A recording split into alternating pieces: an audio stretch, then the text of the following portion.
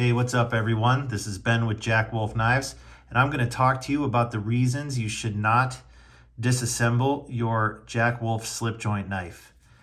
Now I know you're thinking, well, hey, there's screws there, so I should be able to unscrew them. And I understand why you might want to do that. It can allow you complete access to all the parts for a deep cleaning. It also lets you look inside and see how things are made. I understand those desires, but I think there's some things you need to understand about why you shouldn't do that. So let's get into that.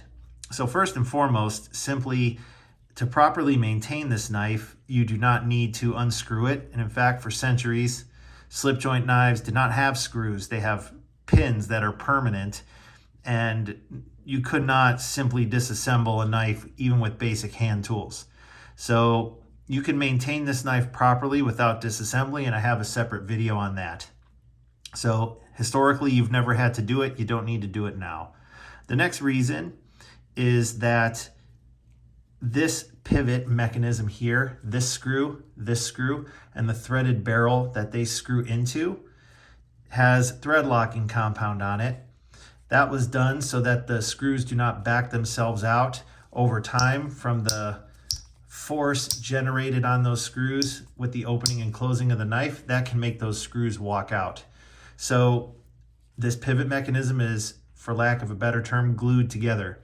Now you can break that bond with hand strength. Sometimes it's easier than other times, depending on how well that bond is and how much glue was applied.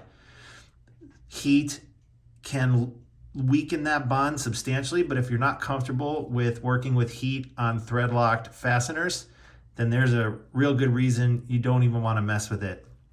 Also, even with hand strength, sometimes it's hard to break this bond because the whole assembly will just freely spin inside this bore, meaning you'll turn the screwdriver, but the whole thing will just spin inside. And so then it's kind of a three-hand deal where you're trying to put a screwdriver here and a screwdriver here, hold this one steady and twist this one. It's kind of a screw around deal, not recommended. But the most important reason not to disassemble this is because this part of the knife here running down the back, that's a spring, and that spring is under tension when this knife is assembled. That tension is what allows the knife to snap open and close, which we call walk and talk. If you relieve that spring tension by removing this pivot or just disassembling this part of the knife, the spring, the pivot, and the blade, it is a royal pain in the backside to reassemble this knife, because you have to basically push that spring out and realign all the parts. And I'll tell you right now, it's a heck of a lot easier said than done. I've had to use my bench vise to do that, and I'm going to have a custom fixture made to make that a lot easier for me. But without those kind of tools, it can be very, very difficult to do with hand strength alone, depending on the strength of the spring. So, long story short, the juice is not worth the squeeze. You do not want to or need to disassemble this knife. So please take my word for it. I know folks are just going to do it anyway. I get it. You're a tinkerer, you have skills, you know how to, you're capable. And you know what? At the end of the day, this is your property. I'm not going to tell you what to do with your own property.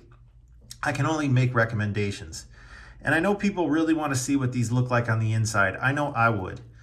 So I'm going to have a separate video where I do a complete disassembly of this and show you guys what these look like on the inside. Hopefully with some of you, that will satisfy your curiosity enough to where you decide you really don't need to take it apart. So that's what I got.